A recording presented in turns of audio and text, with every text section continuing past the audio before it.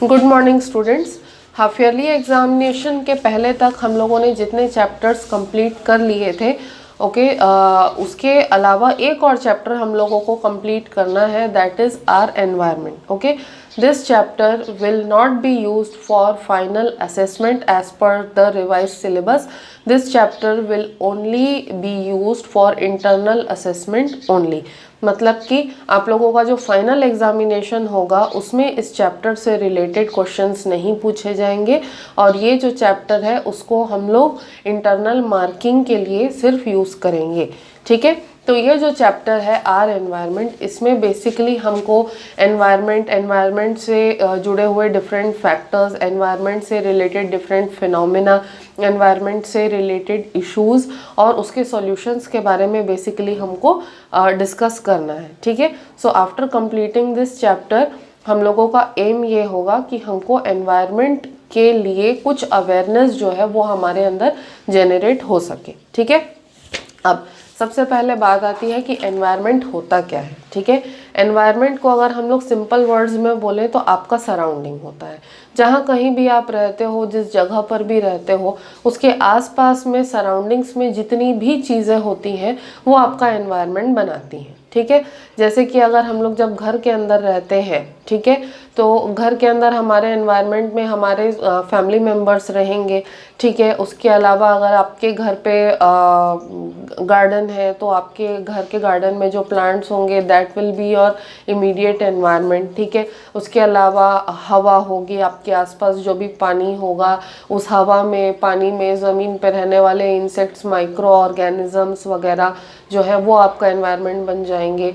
ठीक है, तो आपके इमीडिएट आसपास में, मतलब आपके आसपास में जो इमीडिएटली चीज़ें प्रेजेंट है वो आपका एनवायरनमेंट होती है बेसिकली। तो अगर हम लोग एक लार्जर व्यू अगर लें हम लोग, तो टोटली अगर हम लोग सम टोटल करें, ठीक है, सम टोटल अगर हम लोग करें तो आपके आसपास जितने भी एक्सटर्नल फैक्टर्स प्रेजेंट होते हैं, ठीक है, एक्सटर्नल फैक्टर्स के अलावा कोई भी चीज़ें होती हैं, आर्टिकल्स होते हैं, सब्सटेंसेस होते हैं, जितने भी लिविंग बीइंग्स होते हैं या आपके आसपास के कंडीशंस होते हैं, जैसे कि टेम्परेचर होता है, प्रेशर होता है, ह्यूमिडिटी होता है, एयर होता है, तो ये सारी चीज़ों का सम टोटल जो है जब किसी भी लिविंग बीइंग के चारों तरफ होता है, ठीक है, तब उसको हम लोग कहते हैं एनवायरनमेंट। ठीक है, तो अगर प्रॉपर एनवायरनमेंट का डेफिनेशन हम लोग लें तो environment is the sum total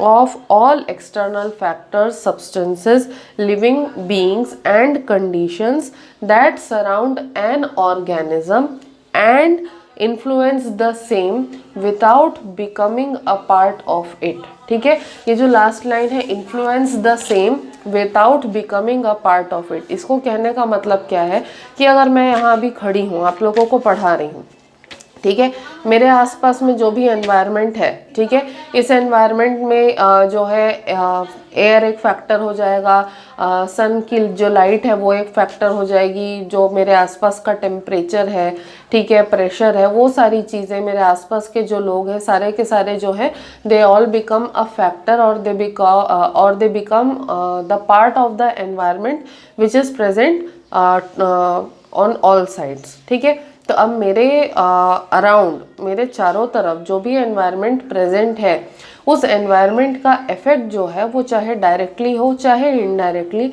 मुझ पे इफ़ेक्ट डालेगा। ठीक है, जैसे कि कहने का मतलब क्या है कि अगर अभी हम लोग देखें तो मैं यहाँ खड़ी हूँ, मेरे पैरों पे लाइट पड़ रही है, सनलाइट जो है, सन की डायरेक्ट जो लाइट है वो मेरे पैरों पे पड़ रही है। ठीक है, अब मेरे पैरों पे धूप पड़ रही है, लेकिन मेरे जो अपर बॉडी है, मेरी अपर बॉडी पे धूप जो है डायरेक्टली वो पड़ नहीं रही है। ठीक है, तो ये चीज़ मुझे इफ़ेक्ट कर रही है, क्योंकि अगर सन की लाइट जो है मेरे पैरों पे डायरेक्टली पड़ रही है तो it is increasing the temperature, और अगर ज़्यादा देर तक मैं खड़ी रही तो मुझे अनकंफर्टेबल लगेगा ज़्यादा धूप में खड़े रहने से। ठीक है, सिमिलरली अगर अभी ठंड का मौसम है, अगर आप लोग सुबह के टाइम पे कहीं आउटिंग के लिए जाओ, घूमने के लिए जाओ, या अगर सुबह जल्दी उठ रहे हो तो आपको ऑब्वियसली ठंड लगेगी। ठीक है। तो ठंड लगने से आप क्या करोगे, ठंड लगने से आप ऑब्वियसली कोई स्वेट शर्ट या स्वेटर या जैकेट कुछ भी है आप लोग पहनोगे, ठीक है। तो मेरे आसपास के जो फैक्टर्स है, चाहे वो टेम्परेचर हो, चाहे प्रेशर हो, चाहे सनलाइट हो, ये सारी चीज़ें जो हैं ये मुझको डायरेक्टली अफेक्ट कर रही हैं, ठीक है। लेकिन क्या ये मेरे बॉडी का पार्ट बन रही है? नहीं बन रही है, ठीक है। तो एनवायरनमेंट जो है वो एक्सटर्नल फैक्टर्स होता है, सब्सटेंसेस होते हैं, दूसरे लिविंग बीइंग्स होते हैं जो कि मुझे डायरेक्टली अफेक्ट करते हैं, लेकिन मेरे बॉडी का एक पार्ट नहीं बनते, ठीक है। तो ये सारी चीज़ें क्या हो जाएंगे, मेरा एनवायरनमेंट हो जाएंगे, ठीक है। अब ये जितने भी चीज़ें किसी भी एनवायरनमेंट के अंदर प्रेजेंट होती हैं, ठीक है, इनको बेसिकली हम लोग दो टाइप्स में डिवाइड करते हैं। एक होता है बायोटिक फैक्टर और एक होता है एबायोटिक फैक्टर, ठीक है। तो बायोटिक फैक्टर और एबायोटिक फैक्टर हम लोगों ने पिछले क्लास में भी पढ़ा है। बायोटिक फैक्टर का मीनिंग क्या होता है कि कोई भी जो लिविंग थिंग होगा मेरे आसपास के एनवायरनमेंट में, that will be known as the biotic factor. चाहे वो कोई बर्ड हो, चाहे वो कोई इंसेक्ट हो, कोई माइक्रो ऑर्गेनिज्म हो, कोई फेलो ह्यूमन बीइंग हो, तो कोई भी लिविंग थिंग, चाहे वो कोई प्लांट भी हो सकता है, तो कोई भी लिविंग थिंग जो भी एनवायरनमेंट में प्रेजेंट होता है तो वो बायोटिक फैक्टर हो जाता है, ठीक है। और अगर कोई नॉन लिविंग थिंग मेरे आसपास के एनवायरनमेंट में प्रेजेंट है तो वो एबायोटिक फैक्टर हो जाता है, जैसे कि एयर है, वाटर है, सॉइल है, टेम्परेचर है, प्रेशर है, ये सारे के सारे क्या हो जाते हैं, एबायोटिक फैक्टर्स हो जाते हैं। अब किसी भी एनवायरनमेंट में ये जो बायोटिक और जो एबायोटिक फैक्टर्स होते हैं ये आपस में क्या करते हैं, इंटरैक्ट करते हैं, ठीक है। इंटरैक्ट कहने का मतलब ये है, जैसे अभी मैंने एग्जांपल दिया कि ठंड का मौसम है तो टेम्परेचर कम होने की वजह से वो मुझ पे इफेक्ट डालता है, क्योंकि हम कम टेम्परेचर जो है उसको हमारे बॉडी उसके लिए यूज टू नहीं होती है। तो जब हमको ठंड लगती है तो ऑब्वियसली हम क्या कर लेते हैं, हम कोई भी वार्म क्लोथ्स जो है हम लोग पहन लेते हैं। तो टेम्परेचर और मैं, ठीक है, आपस में हम लोग क्या कर रहे हैं, इंटरैक्ट कर रहे हैं। या फिर अगर दूसरा एग्जाम्पल दूँ तो आप लोगों ने कभी सोचा होगा कि कोई पर्टिकुलर सब्जी ठंड के मौसम में ही क्यों उगती है। जैसे कि गाजर का बात अगर हम लोग करें, गाजर हो गया, शलजम हो गया, ठीक है। तो ऐसी सब्जियां जो स्पेसिफिकली विंटर्स में ही होती हैं। तो ऐसा क्यों होता है, क्योंकि जो भी, अगर हम लोग गाजर का ही एग्जांपल लें, गाजर ऐसा प्लांट है कि जिसको ठंड का मौसम जो है ज़्यादा सूटेबल होता है, ठीक है। तो गाजर की मैक्सिमम प्रोडक्टिविटी ठंड के मौसम में ही होती है। तो एक गाजर का प्लांट जो कि लिविंग थिंग है, वो नॉन लिविंग थिंग यानी कि टेम्परेचर के साथ में क्या कर रहा है, इंटरैक्ट कर रहा है और उसके साथ कोऑर्डिनेशन में काम कर रहा है, ठीक है।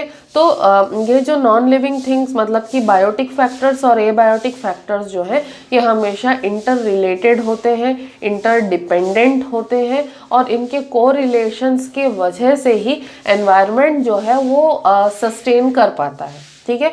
मतलब इन दोनों के एक्शंस जो है, बायोटिक फैक्टर्स के जो एक्शंस हैं वो एबायोटिक फैक्टर्स को अफेक्ट करेंगे और एबायोटिक फैक्टर्स जो हैं वो बायोटिक फैक्टर्स को अफेक्ट करते हैं। तो इन दोनों के इंटरैक्शन से जो भी इफेक्ट प्रोड्यूस होता है वो इफेक्ट जो है वो एनवायरनमेंट को बिल्डअप करने में बहुत ही मेजर रोल जो है प्ले करता है, ठीक है। अब ये जितने भी बायोटिक और एबायोटिक फैक्टर्स होते हैं, ठीक है, तो इसमें से कुछ चीज़ें जो हैं वो एज रिसोर्सेज एक्ट करती है। जैसे एयर हमारे लिए रिसोर्स है, वाटर हमारे लिए रिसोर्स है, ठीक है। तो कुछ फैक्टर्स जो हैं वो रेगुलेटरी रिसोर्सेज के जैसे एक्ट करते हैं, ठीक है। और कुछ जो फैक्टर्स होते हैं वो उनका ड्यूअल नेचर होता है, मतलब रेगुलेटरी नेचर भी होता है और एज अ रिसोर्स भी एक्ट करते हैं, ठीक है। जैसे कि सिर्फ रिसोर्स के जैसे एयर और वाटर जो है एक्ट करेगा, लेकिन रेगुलेटरी रिसोर्स के जैसे फॉरेस्ट एक्ट करेगा। फॉरेस्ट का ड्यूअल रोल रहता है, वो मतलब बहुत सारे जो प्लांट प्रोडक्ट्स है वो भी हमको प्रोवाइड करता है, तो उस तरीके से एज अ रिसोर्स के जैसे एक्ट करता है।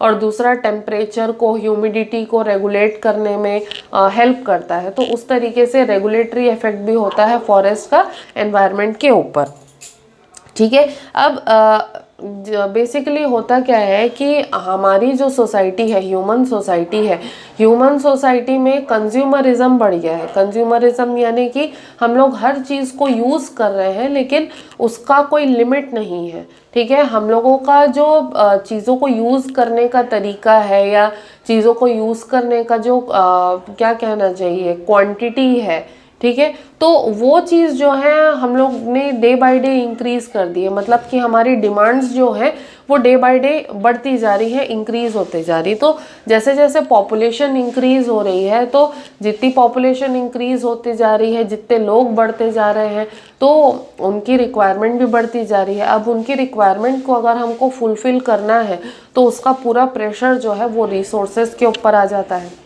जितने ज़्यादा लोग होंगे उनको उतने ज़्यादा ऑक्सीजन की ज़रूरत होगी, जितने ज़्यादा लोग होंगे उस कंपैरिजन में उनको उतनी ही ज़्यादा पानी की ज़रूरत होगी, जितने ज़्यादा लोग होंगे उनको रहने के लिए जगह की ज़रूरत होगी, जितने ज़्यादा लोग होंगे तो उनको जैसे बाकी रिसोर्सेज हैं, मिनरल्स वगैरह हैं, उनकी भी रिक्वायरमेंट रहेगी। तो ये सारी चीज़ें प्रोवाइड करने का प्रेशर जो है ये एनवायरनमेंट के ऊपर कंटिन्यूसली बनने लगता है। ठीक है, अब पॉपुलेशन इंक्रीज के साथ जब चीज़ों की डिमांड बढ़ जाती है तो एनवायरनमेंट के ऊपर भी प्रेशर पड़ेगा। अब जब हम लोग एनवायरनमेंट के ऊपर, चीज़ों के ऊपर, रिसोर्सेज के ऊपर हम इतना ज़्यादा अगर प्रेशर डाल देंगे, तो इतना प्रेशर अगर हम लोग एग्जर्ट करते हैं तो उस प्रेशर को हैंडल करने के लिए एनवायरनमेंट को उतना प्रिपेयर्ड रहना ज़रूरी है। लेकिन क्योंकि रिसोर्सेज लिमिटेड हैं, चीज़ें लिमिटेड हैं हमारे पास, तो कई बार ऐसा होता है कि हमारा जो एनवायरनमेंट है हमको ये सारी चीज़ें जो है प्रोवाइड करने की कोशिश में खुद ही कोलैप्स होने लगता है। ठीक है, तो कहने का मतलब ये है कि हमारे एक्शंस जो है वो एनवायरनमेंट को डिटर करने का, या हमारे एक्शंस जो है वो एनवायरनमेंट को ख़राब करने का काम कर रहे हैं। ठीक है, इसका सबसे लाइव और सबसे इजी एग्जांपल है वेस्ट डिस्पोजल का। ठीक है, हम लोग जो है चीज़ें यूज़ करते हैं, उससे वेस्ट जो है वो भी जनरेट होता है। ठीक है, चाहे वो डोमेस्टिक वेस्ट हो चाहे इंडस्ट्रियल वेस्ट हो। ठीक है, अब ये जो डोमेस्टिक और इंडस्ट्रियल वेस्ट होता है हमारी कंट्री में, मैं बाकी कंट्रीज़ की बात तो मैं जानती नहीं हूँ उतने अच्छे से, खैर, और मैं बोलूँगी भी नहीं। मैंने जितना सुना है कि बाकी जो कंट्रीज़ हैं, या मैं सबसे अगर बेस्ट एग्जाम्पल अगर लूँ तो स्वीडन जो कंट्री है, स्वीडन में वेस्ट डिस्पोजल का सबसे एफिशिएंट मैकेनिज़्म है। वहाँ पे मैकेनिज़्म इतना ज़्यादा एफिशिएंट है कि आपको रोड के ऊपर कभी भी कचरा नहीं दिखेगा। ठीक है, और स्वीडन जो है अपने डोमेस्टिक और इंडस्ट्रियल वेस्ट का डिस्पोजल इतने अच्छे तरीके से करता है कि वहाँ के एनवायरनमेंट के ऊपर किसी भी तरीके का प्रेशर नहीं जाता है।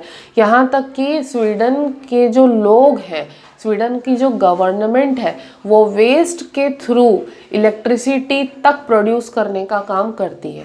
तो वहाँ का वेस्ट डिस्पोजल का सिस्टम जो है बहुत ही एफिशिएंट और बहुत ही ज़्यादा अच्छा है। लेकिन अगर हम लोग स्वीडन के कंपैरिजन में हमारी कंट्री में देखें तो we are still at zero. ठीक है, हमारे कंट्री में बिल्कुल भी एक रेगुलेटेड मैनर में या एक एफिशिएंट मैनर में वेस्ट डिस्पोजल जो है नहीं किया जाता। जहाँ कहीं भी आप जाओगे कहीं ना कहीं आपको कचरे का ढेर जो है पड़ा हुआ मिलेगा। इसके लिए रिस्पॉन्सिबल कौन है? इसके लिए गवर्नमेंट तो रिस्पॉन्सिबल है ही, लेकिन उसके साथ साथ लोगों की बहुत बड़ी रिस्पॉन्सिबिलिटी बनती है। क्योंकि अगर हम लोगों की आदत नहीं सुधरेगी तो गवर्नमेंट भी कुछ कर नहीं पाएगी उस चीज़ को लेकर के। ठीक है, तो अब अगर हम लोग जो भी कचरा प्रोड्यूस करते हैं, वो जो वेस्ट है, वो जो कचरा है, अगर उसका प्रॉपर डिस्पोजल नहीं करेंगे तो नुकसान डायरेक्टली किसको होगा? एनवायरनमेंट को होगा। और अगर एनवायरनमेंट को नुकसान होता है तो उसका जो साइड इफ़ेक्ट है वो हमको भी झेलना पड़ेगा। ठीक है, ओवरऑल जितना भी वेस्ट हम लोग प्रोड्यूस करते हैं, ठीक है, वो डिफरेंट कैटेगरीज में डिवाइडेड होता है। जैसे कि प्लास्टिक वेस्ट होता है, उसके बाद जो डोमेस्टिक वेस्ट होता है, सब्जियों के छिलके वगैरह, अंडे के छिलके, पुराना बासी खाना। ठीक है, उसके अलावा मेटालिक वेस्ट बहुत सारा जनरेट होता है, केमिकल वेस्ट जनरेट होता है, गैसियस वेस्ट जनरेट होता है, प्लास्टिक वेस्ट होता है। ठीक है, तो इस तरीके से वेस्ट की भी डिफरेंट कैटेगरीज है। ठीक है। अब ये जो जितने भी कैटेगरीज ऑफ वेस्ट है, इसको अगर हम लोग दो ब्रॉड क्लासेस में डिवाइड करें तो ओवरऑल अगर हम लोग देखेंगे तो वेस्ट जो है वो दो टाइप्स का होता है। एक होता है बायोडिग्रेडेबल और दूसरा होता है नॉन बायोडिग्रेडेबल। बायोडिग्रेडेबल वेस्ट ऐसा वेस्ट होता है जिसको माइक्रो ऑर्गेनिजम्स अपने एक्शन के हेल्प से डिग्रेड कर सकते हैं, यानी कि डिकम्पोज करते हैं। ठीक है, तो माइक्रो ऑर्गेनिजम्स के अंदर सर्टन एंजाइम्स होते हैं और वो एंजाइम्स जो है बायोडिग्रेडेबल वेस्ट को डिग्रेड करके जो है वे कंपोस्ट में कन्वर्ट कर सकते हैं। ठीक है, दूसरा बायोडिग्रेडेबल वेस्ट की कैटेगरी में जितने भी सब्जियों के छिलके, अंडों के छिलके या पेपर होता है, कार्डबोर्ड होता है, ठीक है, कि जिसको डिज़ोल्व करने के लिए या जिसको डाइजेस्ट करने के लिए माइक्रो ऑर्गेनिजम्स के पास एंजाइम्स अवेलेबल हो, ऐसा सारा वेस्ट जो है वो बायोडिग्रेडेबल वेस्ट के कैटेगरी में आता है। ठीक है, और नॉन बायोडिग्रेडेबल वेस्ट कौन सा वेस्ट होता है? ऐसा वेस्ट कि जिसको माइक्रो ऑर्गेनिजम्स भी डिग्रेड नहीं कर पाते। क्यों? क्योंकि माइक्रो ऑर्गेनिजम्स के पास ऐसे वेस्ट को डिग्रेड करने के लिए एंजाइम्स ही नहीं होते हैं। जैसे कि प्लास्टिक वेस्ट हो गया, पॉलीथीन हो गया और मेटालिक वेस्ट होता है। ठीक है, उसके अलावा केमिकल वेस्ट होते हैं, गैसियस वेस्ट होते हैं, एल्युमिनियम फॉइल का होना, ठीक है, और उसके बाद जो थर्मोकोल होता है उससे जो वेस्ट प्रोड्यूस होता है। तो जो भी सिंथेटिक प्रोडक्ट्स होते हैं या आर्टिफिशियल सब्सटेंसेस होते हैं, ठीक है, उनको माइक्रो ऑर्गेनिजम्स जो है डिग्रेड नहीं कर पाते और ऐसे वेस्ट को हम लोग नॉन बायोडिग्रेडेबल वेस्ट कहते हैं। अब अगर ये नॉन बायोडिग्रेडेबल वेस्ट जो है ये एनवायरनमेंट में एक्यूमुलेट होता रहा तो एनवायरनमेंट को बहुत ज़्यादा नुकसान होता है। ठीक है, और इसका साइड इफ़ेक्ट जो है इवेंचुअली जो लिविंग बींग्स हैं उनको ही झेलना पड़ता है। ठीक है, तो आज की क्लास हम लोग यहाँ पर कंक्लूड करते हैं। आप लोगों का वर्क है कि आपको बायोडिग्रेडेबल और नॉन बायोडिग्रेडेबल वेस्ट के बीच में डिफरेंसेस जो है लिख करके मुझे आज शाम तक सेंड करने होंगे। नेक्स्ट क्लास में जो है हम लोग वेस्ट डिस्पोजल के मेथड्स के बारे में थोड़ा सा डिस्कशन करेंगे और ये डिस्कस करेंगे कि किस तरीके से वेस्ट जो है वो हमारे एनवायरनमेंट को अफेक्ट कर सकता है। ठीक है, टिल देन आज की क्लास में आप लोगों को कोई भी डाउट है तो you can ask me. Thank you.